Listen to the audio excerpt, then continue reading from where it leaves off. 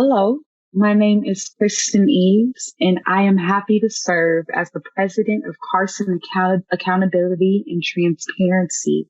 Welcome to the Carson Observer Podcast, the official podcast for Carson Accountability and Transparency. Our goal is to connect you with the public pillars who shape our community and keep the city running. The podcast is designed to educate you about the government and its functions and to keep you informed about the happenings in Carson and how it impacts your daily life. Today, we are excited to talk to Carson's Deputy City Manager, Tarik Rahmani. I want to tell you a little bit about Tarik. He is our Deputy City Manager. He oversees the Finance Department, the Public Information Office, and the Information Technology and Security Department. He also serves as the president of the Finance at the League of California Cities. I went on his LinkedIn and he is a diversity and inclusion champion. And we are so excited to have him on the show. Welcome, Tarik. Thank you for being here with us. Thank you for having me. Yeah, absolutely. But we're going to get right into the interview. Can you tell us a little bit more about yourself, who you are, what you do, and how residents of Carson might know you? Well, thank you. It's really been a great pleasure to be here with you. I'm very, very excited to represent the city of Carson. I'm a big fan of the city. I work for the city. I'm proud to say that I serve the residents of the city of Carson. I'm born and raised in Morocco. I came to the U.S. To do my graduate studies, and the plan was always to go back home, and that did not happen. So I got married, and my wife and I have a beautiful son, 8-year-old. His name is Ronnie. He's a third grader now. And I have always been a big local government believer. I believe in passionate about local government services. Why? And my staff always tells me what drives you to be so passionate about it. I believe that local government is where the residents engage with their government to shape the nature of their community. And there is nothing more impactful than the local government policies and local government programs. My education has been always focused on this type of concept. I have a bachelor's in engineering, but I also have a master's of science in economics. So I'm a mixture of both the world, finance, economics, as well as engineering. My first experience with local government was back in the city of Seattle. I worked for the city of Seattle for over, let's say 14 years. It's been very, very good experience in terms of exposure to public policy, the diversity, budgeting, the city council presentations, and major projects, etc. And my wife and I moved to Southern California about 4 years ago, and I was very, very fortunate to have the opportunity to continue doing the same thing I do. And I joined the city of Carson back in early 2019. So I came into Carson with that same passion. Wanted to bring all the big ideas and the big project that I was fortunate to work in a bigger city like Seattle. And my dreams are always big for Carson, I believe. And we are doing really great work leading even the South Bay. And we're going to continue kind of taking the lead in a lot of initiatives. Thank you for that background. We're lucky to have you in the city of Carson, especially since you are coming from such a larger demographic in Seattle. So it's awesome. This is really important for us as we continue to grow. So you are the deputy city manager, and we want to know what a typical day is like for you. Well, my typical days always start really early. Always try to be uh, uh, a good father and a good husband first at home. And that's what drives me to come to Carson and bring that same passion. What I mean by that is, as I mentioned, I have a 3 years old. I make sure he's ready. My mom and I are kind of getting him ready for school. We make him pick who you want to take you to school today. And mostly it's always me. And I try not to be selfish enough or give my wife also a chance to take him. Got that conversation with my son, and I see him, and I see that he is the future. That all the kids in Carson is similar to my son, and for that I go to Carson. I try to make it a better day than yesterday, and whatever I do, I feel like I'm doing it for my own family too, so I can have a lasting impact on our residents and families and kids. And once I live in Irvine, so we have about 35 minutes drive, and it's always phone calls in the way before I even park at the city hall. It can be a public information office project, maybe a press release we're working on, maybe a special event that is going to include the council, maybe a sister city coming from overseas to visit Carson, and we have to work around all these variables. How can we make that happen? It can be a budget problem, a budget issue. Maybe we have a capital project or a construction somewhere where there is issues with contractor, vendor, etc. And it can be an IT related issue. Maybe we had the city council meeting last night, for example. So my staff give me a recap. What did work? What didn't work? Do we need to consider some new hardware, new software? How can we do that? And I feel my job is always giving staff and empowering staff to tell me exactly what's going on. And I try to do a lot of listening to make sure that I understand the issue at hand. I understand what we're trying to do. And I also understand what their vision for the solution is. And I try to coach and also kind of just maneuver what the steps are. And as you know, in the local government, to work on anything, it may take a different department working on it together. The finance, the city attorney's office, the city manager's office. And I've been very fortunate, like I said. I'm not going to say that I'm the smartest guy or anything, but I worked via experience, and I worked through many complex issues. Like I mentioned earlier in the first question, I used that knowledge and that experience to just teach my staff the next steps in the process. What can you do better? What can you do that? And I leave them to go and do the solution finding themselves. And then I park in the city hall. I come in, and there may be a city manager needing me to join him in a meeting.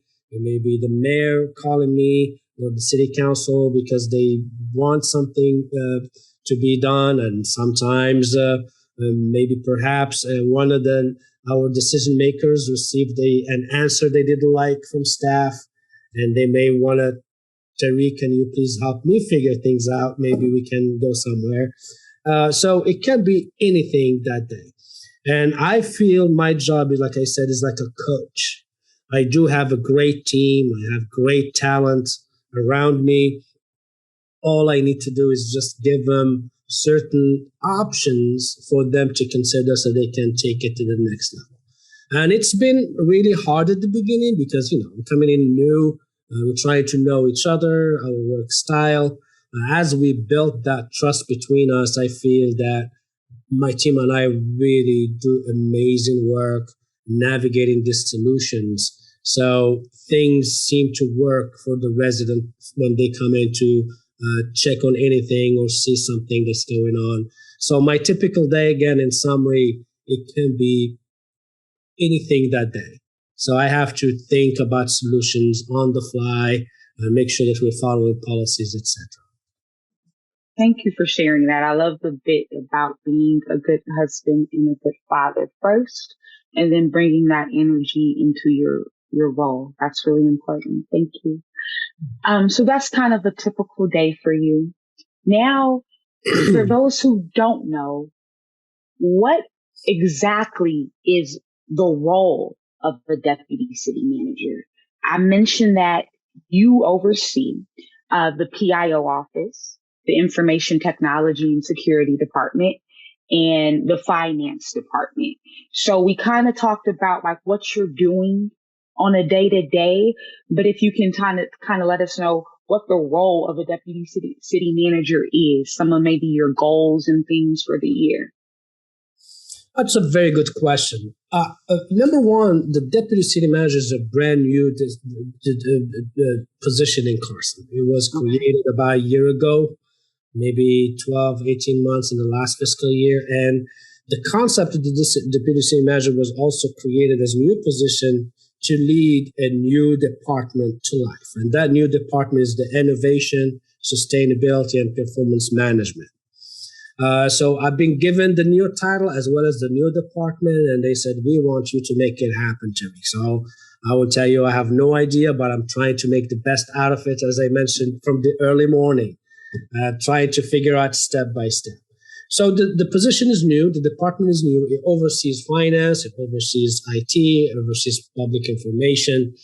And my vision, quite honestly, is to make the local government in Carson agile, innovative, and also ready for the next generation of talents and also next generation of problem solving and infrastructure. What I mean by that is I've been very fortunate, like I mentioned, working in a larger city, and I worked in probably 4 or 5 major departments. I worked on issues related, for example, to the entire city of Seattle's budget as a senior economist. That was my first job. So I needed to understand how do you put together a $4 or $5 billion operating budget, and how do department works together? How do you present this reliable information to council? How do you do forecasting of revenues and expenditures? How do you understand your Seattle local economy? And as you know, Seattle is a very tech-driven city. So we are basically the host city of major corporations like Amazon and Microsoft and Boeing, etc. So it's not only understanding your city hall and the department, how do they work, but you're also understanding how this business ecosystem lives together. So when they go through an economic boom, how does that affect the city revenues? And when there is a recession in some sectors, how does that affect the city as well? So that gave me the concept of taking the local government job as a deputy city manager or a city manager or a senior economist, that it's not only about understanding how the departments work, but you have to really have a deep dive understanding your community, understanding your city, the organizations that operate within your city, and also the type of businesses that exist within your city. So all of these variables affect how the city moves forward or backwards. My next step in my local government experience was with the Seattle Department of Transportation, Seattle Department of Technology. I also did about 4 or 5 years managing the Seattle Public Libraries. I worked in the Seattle Department of Planning.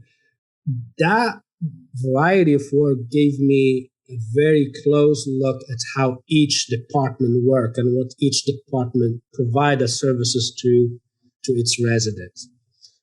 Looking back, going to Carson and as finance director, the city council and the city managers really gave me that responsibility. They felt I have that multi knowledge or exposure to these multi-disciplines, and said maybe we can work together to create that innovation hub within our city. So my role is with my team, and we have a small team, but it's a really, really talented team. I work with 3 amazing women around me. I think you can look them up: Lucia Sandoval, Latoya Butler, Rita. She's our innovation manager. And they really bring that passion with me too. And we try to look at what each department do and help them try to avoid solving problems using status quo policies. So it may be public works, really working on infrastructure projects, and we try to tell them maybe we can try different way of handling the city's infrastructure. Maybe we can work with the community services and how they do planning on programs and try to look at innovative policy and how we can make that happen. We also look at what the city purchases and what the city uses as equipment, and we look at it from the environmental sustainability axis. So we ask the tough questions basically to the department. We also look at our city and see what type of infrastructure really is much needed. And I always tell my staff, I cheat a lot, but I mean by that, I always look at what other cities are doing and see, well, Carson can do that or better. Look at the city of Long Beach. They have Space Beach. And I say, okay, so what kind of new economic sector we can create in Carson? We have some very great ideas. Hopefully the resident will know about them in the next couple of months. We're also looking at digital equity. We know that the broadband infrastructure around our city of Carson is building up momentum around cities, but Carson hasn't picked that up. So a couple of months ago, I think we went to council with my team to adopt a comprehensive broadband ban. So my job is with my team is to use new innovative policies and approaches to help solve existing and future problems. All of this sounds extremely amazing. Residents, if you don't know, this is extremely important for our city to be thinking about these issues and making sure that we are on the forefront of being innovative. And I believe that these are the things Tarik is mentioning definitely will help prepare us as a city to stay innovative and to just stay ahead of the curve. And all of those things help maintain our property values and help us become a leading city in the South Bay and within the county of Los Angeles. So thank you, Tarik, for your work and your thoughtfulness into ensuring that Carson residents have what we need. So we can talk a little bit more. You've given us some information about kind of the goals, your role, and kind of some of the goals of the department. You mentioned starting to think about digital equity and whatnot, and I'm wondering, are there any changes you've been able to implement, or the department has been able to implement already? That's a very good question.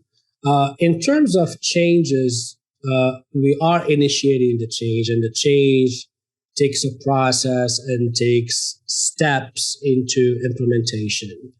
And one of the things that my team and I have been really implementing since last year is what I call the citizenship and public engagement.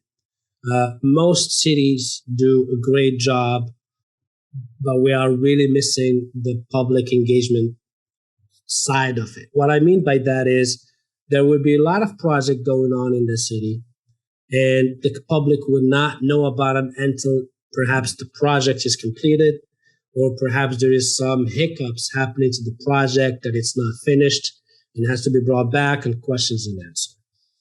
The way we're working with my team and I is to work it backwards. We want to have as much citizenship and public engagement throughout the process of what we do. Well, what that means is you have to be transparent to create that type of public engagement. So one of the major projects we're working on now is basically, how can I get residents of Carson engaged, for example, in the budget process?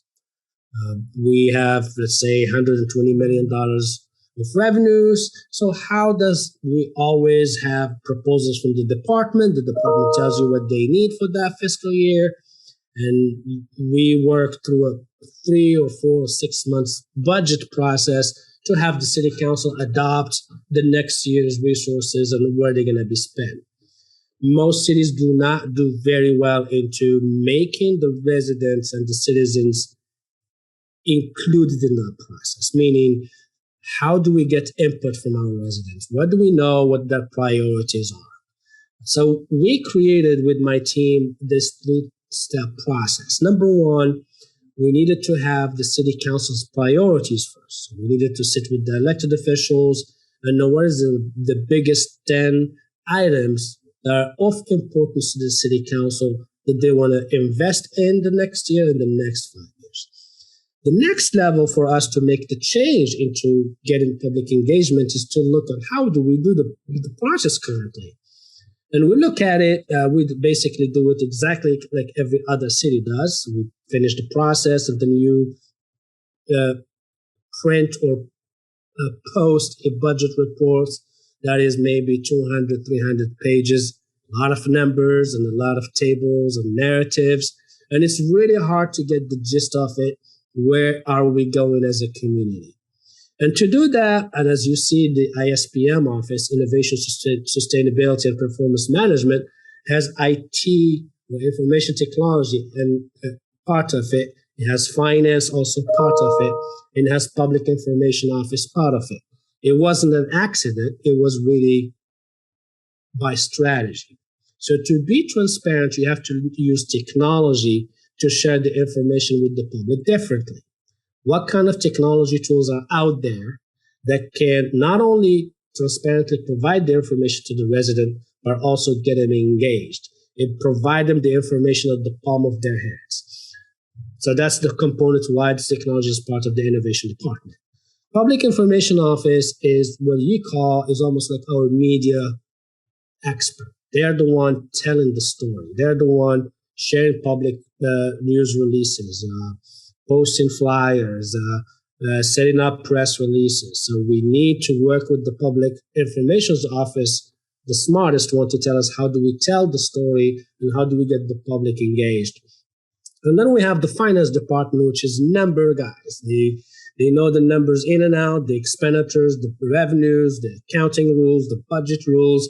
So we put all these 3 teams together to figure out, so how do we work as a team now, not 3 different departments, but just one team to do to the resident of Carson what we promised them, which is engagement and as well as transparency.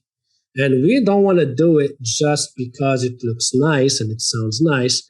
We want to do it because we really want to monitor change. So if we get the input, how do I manage or measure that we are going in the right traction, the right path? That's the component of what we call performance management. So performance management basically set key indicators and set key performance analysis that allows staff not only to set the strategy, but also work backwards and analyze it and see where did we do good and where we didn't do good. So we have all these 4 elements together within the department to reach that. The resident will see that change within probably the end of, for example, the end of June. So by June 20th, the city council will adopt the budget. It's a public hearing.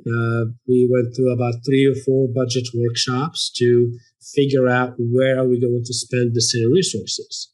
When that process finishes, usually most cities, they upload or they post this PDF report that has pages of where the budget is going to be. This year, Carson is going to do it different. It's going to be not a PDF report that it's hard to go through, but it's going to be a technology that is very easy to navigate. So the resident will be able to go directly to a certain department or a certain project or a certain place where they can really just one click. It gives them exactly what the proposal is, how much we spend, how much we're trying to spend. And that easy access to information They can do it in their hand, in their phone. They can do it in their computer, and it's easy. You can really. It's almost like what you use any new application now on your phone. Easy to use and sometimes even addictive. Like it gets you to go to it multiple times. Now we did the transparency part. Now I'm hoping having that easy access to information will do two things with our residents. One, build trust that we're telling you exactly what we want to do. We're hiding nothing. And number two, gives you the ability to look at it. If you like it, it's good. If you don't, you will tell us through the city's website, I really want the city to consider X, Y, and Z. So we're not there yet at the entire picture of innovation in terms of engagement, transparency, but we're building the building blocks to be there. And we are really excited to be launching this really soon at the end of June. Thank you for that explanation. Residents, you are hearing it first. We are getting the technology and simplifying the way we share information so we can know what's going on in the city. And obviously, Carson Accountability and Transparency is all about that, sharing information, being transparent about the happenings in Carson. Something I'm always interested in is, how do we up the engagement with residents? Being able to look at the demographics of our residents, recognizing that if they are a little bit older, maybe the phone isn't the best way for them to communicate. They still may be interested in paper, or something like that. And thinking about our younger residents, I'm noticing a trend of younger families coming to Carson. So how are we talking to them? Obviously, the phone is the way for them. But so there's a lot of different things to think through when doing this, and it's a large task. So that's exciting. Be ready for June 20th, everybody. So you talked a lot about the different departments within the Innovation, Sustainability, and Performance Management Department. Is that correct? Am I saying that right? Yes. Awesome. We call it ISPM. ISPM. Okay. So we have the different departments functioning under ISPM. And of course, one of those is finance. And when I think of finance, I think about the budget. And so I want to start asking you some questions about our budget. And the first one is, in the past, the city of Carson has had to dip into its reserves to maintain our budget. And I know that we were able to balance our budget because of the CARES Act funding and other measures provided that happened because of the pandemic and whatnot. And so what steps is the city of Carson taking to maintain a balanced budget? That's a really good question. There's no short answer to it because it really, me personally, took me over 2 years to build that discipline in Carson that no matter what happened, we always owe to the resident that we spend our money carefully and we only spend the resources we have. We do not overcommit to something that we don't have the resources to. And that's what we call balanced budget. Balanced budget means that your ongoing revenues supposed to be offsetting your ongoing expenditures. And if they're not balanced. You cannot use one-time money to pay for an ongoing expense. So to do that, we had to really look at ourselves, really how we do business within the city. First of all, what do the partner really understand what the budget is? And what are the policies, the guiding principles? What is the process?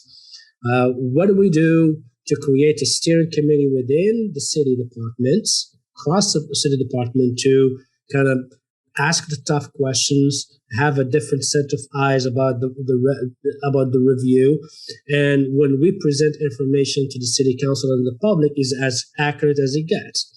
And to do that, we found out a lot of deficiencies that we had in place that caused the city this historic, consistent way of adopting a structurally unbalanced budget. So we looked at those policies and guidelines, and I had to work with the city manager's office and the city council to establish principles and guidelines to what the budget process is. Now, to create a budget, to propose a budget, you really have to have two things. One, you have to have access to the data, reliability of the data. And the data is not only what you're planning to spend now. I want to really study and analyze your spending behavior. What did the department spend in the last 5 years? What are the trends? Where does the money really goes to? And what are these one-time monies that we use it for what? And we did a complete analysis of 5 years of spending and revenue forecast for the city. And we found that even though we spend in certain areas or overspend, we also have underspending taking place in other departments. What that meant is that the city used what they call status quo, zero budgeting. It's a technical word in what we call the old way of doing budgeting. And we wanted to translate and change that status into what we call performance-based budgeting. Any request that the departments now submit, it has to be analyzed, verified, and justifiable. And whatever the department asks for, it's not a guaranteed approval. So if the department to beat the other one, they have to have the best proposal. They have to have an analysis for return on investment, why that money is needed, and they have to have creative ideas. The question I ask them also, ask the department, like, you want to do this program so bad, you're asking for this $1 million, $2 million. Let's say if the city does not have that enough resources, what would be your innovative ways to still make it happen? So I want to make them kind of think outside the box about what kind of innovative ways we can do it and do it differently. Now all the department, not a competition, but they all have to know that my staff have to make sure the data is correct. They make sure that the city manager and council know exactly what we want this money for and why is it important to approve my proposal, not the other department's proposal. And three, how would you, in 6 months or a year, you will provide me an analysis that you really spent what you asked for. So all these components started what we call the performance-based budgeting. And we did all that process and we realized that the city uses an old financial system. And we said, well, for the department to meet these new standards, they need to have the equipment they need, the technology they need to do that. So we spent enormous resources in a new application. We're now at the third phase of its implementation. I think we implemented the financials, the HR, human resources, and payroll components of it.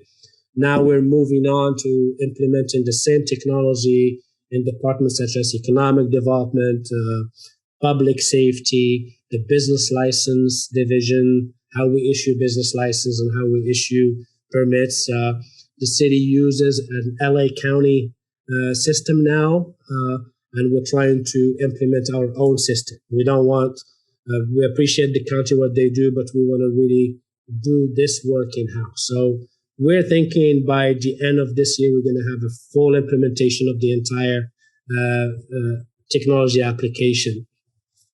So with all of that, the major component that made the city really balance the budget is also the hard work that the finance department did. And what I mean by that is most of the city's resources, it comes either from fees, business licenses, or taxes. And we had to work together as a team in finance to do a deep dive and audit into all these taxes we receive. Are the companies paying the taxes they do to its residents? And we found that, yeah, they do, but there was a lot of changes throughout the year where we did not keep up that relationship between the city hall and the businesses. So the tax may have increased in some areas, but we did not inform these businesses that they have to pay a little bit more. And when we did all of that analysis, we realized that the city resources are really, really good. The city is really have a great, solid economic foundation in terms of the diversity of the businesses that exist in Carson. Carson is strategically located between close to downtown LA, close to two ports. So any logistic company would have a dream to be existing in the city of Carson. So there's a high demand. We also have oil companies, as you know, refineries here, which one of them is probably the fourth largest refinery in the U.S. So we have a very, very, very economic system, an economic foundation. And what I mean by that and why I think it is solid, when you look at the 2019 to 2020 pandemic, most cities were affected in terms of the economic shutdown when everything closed out and the revenues, which is tax revenues, is a result of business transactions really almost shut down and stopped, and the revenues for cities started decreasing. Some cities had to lay off staff and they have to cut some services. Carson did not. Carson did not lay off any employee during the pandemic. And I personally lowered my revenue projections to the council when I was in the midst of everyone else as a finance director trying to figure out how is the pandemic going to affect Carson. I lowered my projections for the sales tax revenue. I lowered my projections for a lot of other taxes, the oil tax, etc. And then the actuals, the numbers start coming higher than what my pessimistic view was. And when I looked at the question why, I realized that the businesses that exist in Carson are very unique. There's always needs for them. And you can also see even the auto industry, we have some of the largest, biggest dealerships probably in the South Bay. We also have warehouses. We think that they do transport goods between strategic areas within the entire U.S. So the pandemic did not have a huge impact on the city.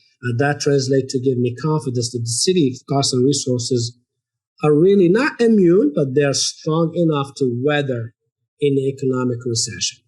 And when we did the audit, we realized that our revenue is supposed to be higher than the revenues we are collecting.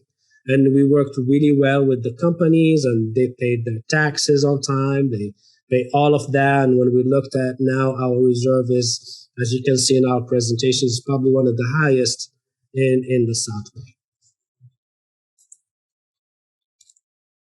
Thank you for the clarity of the answer. That's a lot of information to take in, but yeah, thank you for that. I did have a question around, you mentioned the relationships with the businesses. There was some lack of communication within, like when you looked at the budget in 2019 and 2020. Who is responsible for maintaining those business relationships? It's a variety of departments. I think the finance department, for example, do have that commitment to the businesses in Carson, especially if there is a transactional relationship that requires invoices or requires a hotel, for example, who needs to pay the transaction and occupation tax. We need to be not only communicating with the hotel just because they need to pay taxes. We also need to communicate with the hotel and see what their needs are. Are there any infrastructure replacement or enhancement that needs to be done within the property? So it's not only money relationship, it's also service relationship. We want our hotels or dealerships or businesses to compete with all the businesses around, not only South Bay, but around California and the world. So we need to know also, like I mentioned about the budget process, we need the residents to tell us what they want the resources to be. As a finance director, I also need to know what the businesses are going through and why do they think the city of Torrance businesses compete with them at a higher level. And I need to understand it and study it and go back to my executive team and the council and propose something that will enhance or give more competitive edge to our businesses in Carson than others. If it's technology, if it's grants, resources, if it's perhaps a public safety issue, I need to know that. So the relationship should always be one-on-one and should be genuine. There's also other departments who also have that same responsibility. For example, the economic development director is the person who look at the future economic development of the city. What project can probably be coming to Carson? What businesses should be coming to Carson? So he's the future looking, but he's also trying to keep up that relation of the businesses he was able to bring to Carson. So it's almost like I mentioned, maintaining that trust and loyalty to the business community. And most and foremost is also from our elected officials. They're the one who live in Carson. They walk the street of Carson. They shop in Carson. They have their constituents who meet with them over the weekend and events. And most of our staff, for example, may be living in other cities and they commute to Carson to the city hall.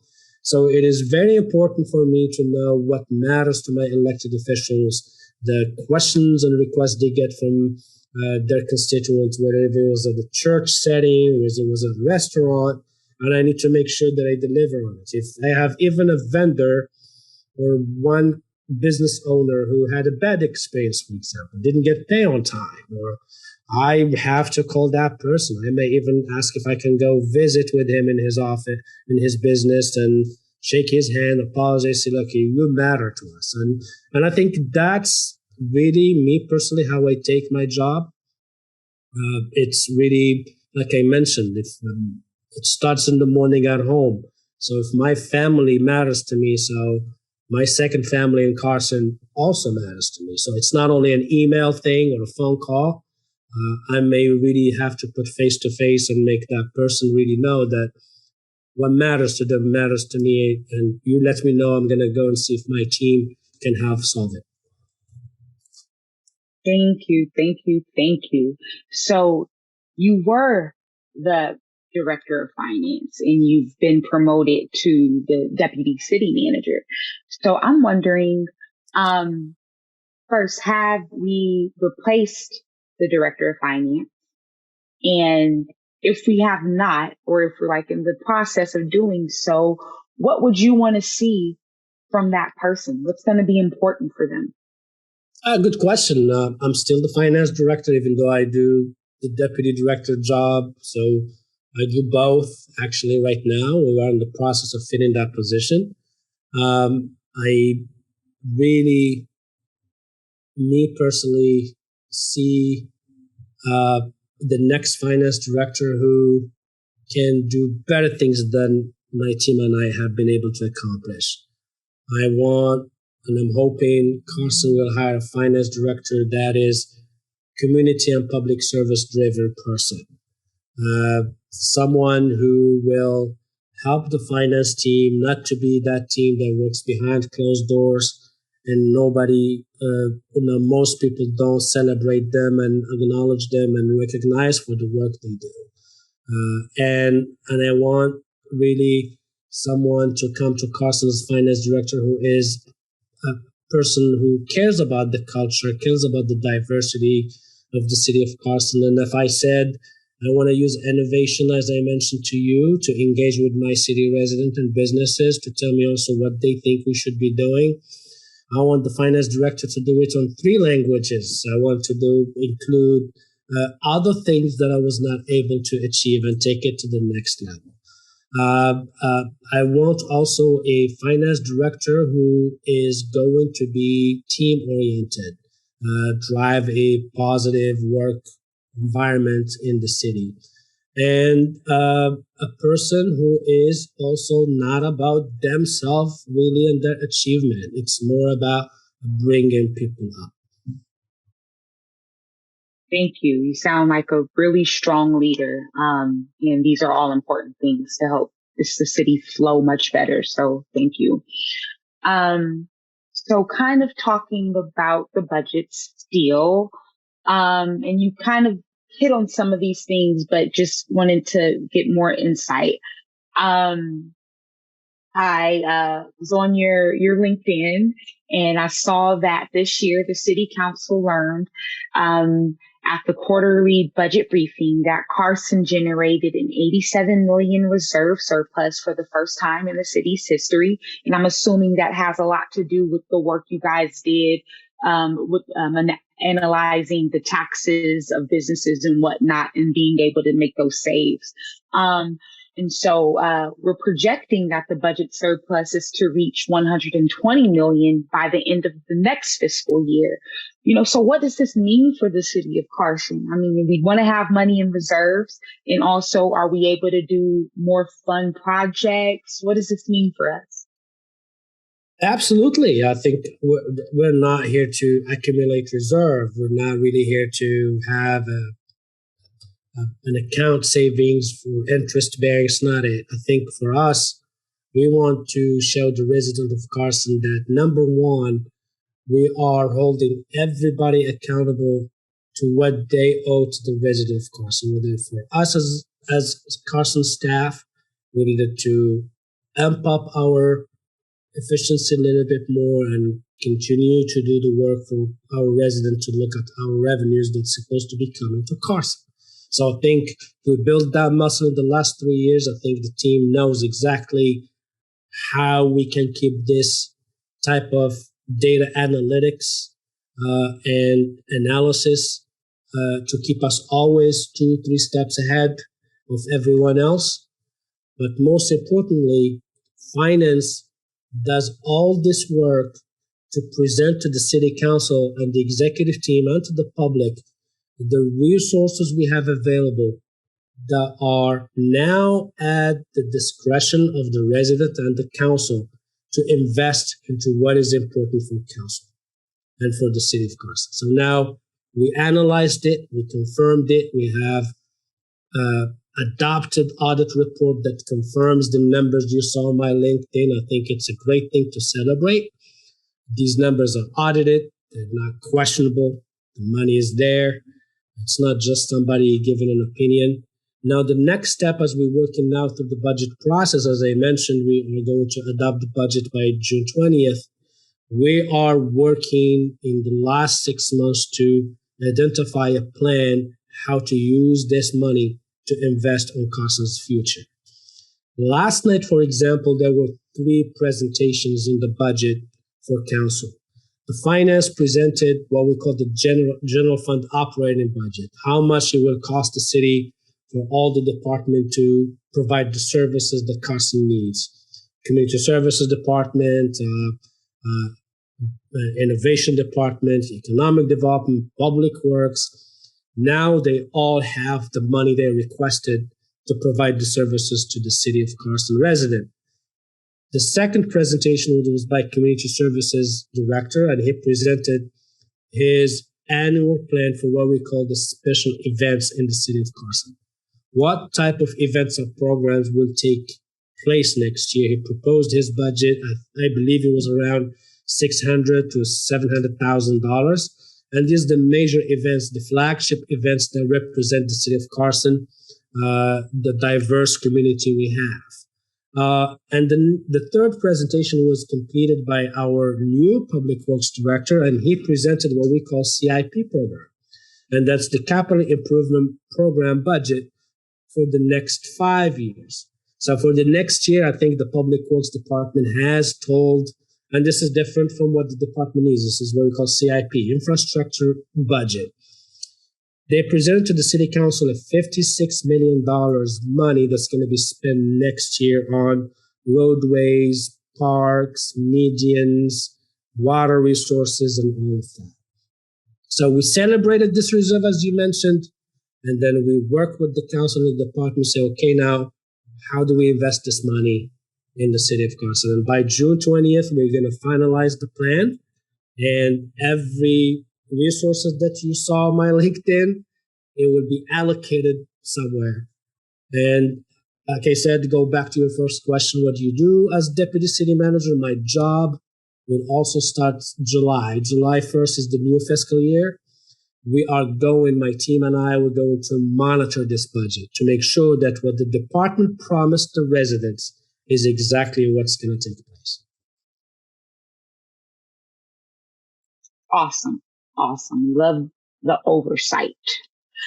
Okay, so you mentioned June 20th, the budget will be adapted. I know you mentioned, and we've also, through Carson Accountability and Transparency, have promoted budget workshops. And so my next question for you is, how would a resident be able to get a hold of your office if they needed help with something in Carson? Yeah, I mean, my information is on the city's website. I think go to the city of Carson. By the way, you also mentioned what are the things we're working on. I think I mentioned the transparency, the budget. I also mentioned earlier we're working on the broadband and digital equity project in the city of Carson. The next one I'm working on with my team is the city's website. As you can see, our website is old. We are now having a request for proposals. We're working with other consultants to see who is going to bring the best next website redesign for the city of Carson. And we want our website to be the future of the city, technology-driven, informative, based on data analytics that is compatible not only with computers, but also with mobile apps. It gives you access to the city hall from your phone. We want to translate all the services we provide in Carson digitally. So sometimes you don't even have to come to the city hall. Any service you want to do, you can do it on your phone. So that's the project we're trying to launch between now and the end of the year. And to get hold of me, like I mentioned, my name is there, my information is there. It also talks about the department. And the best way is to email me and call me. I think the number there is I still have even my cell phone there from Seattle. I like to have people access directly to my cell phone if that's even possible. I'm more responsive that way. And I do have a team really that also respond to public requests, and that's the PIO team, Public Information's Office. If it's a very specific question to me, the information is there. But if it's to a different department, some sort of a request, the PIO team, which works with me, also handle those. If they know the answer, they really very quick providing the response to the community. If they don't, they send it to me and I try to figure out which department should be taking on this request. Awesome. So residents, you guys now know, if you have questions, you can reach out to Tarik directly. You can also reach out to the Public Information Office, and they're responsible for fielding requests to specific departments and also getting out information to us as city residents. So that is all my questions. Thank you so much for joining the show today, Tarik. Your knowledge is very valuable and we appreciate your time. And that's pretty much it. So thank you all so much for having me. Thank you so much. It's been a pleasure. Awesome. And thank you for listening to the Carson Observer Podcast, connecting, educating, and informing the residents and stakeholders of the city of Carson. Take care, and we have some really great episodes coming up in the future.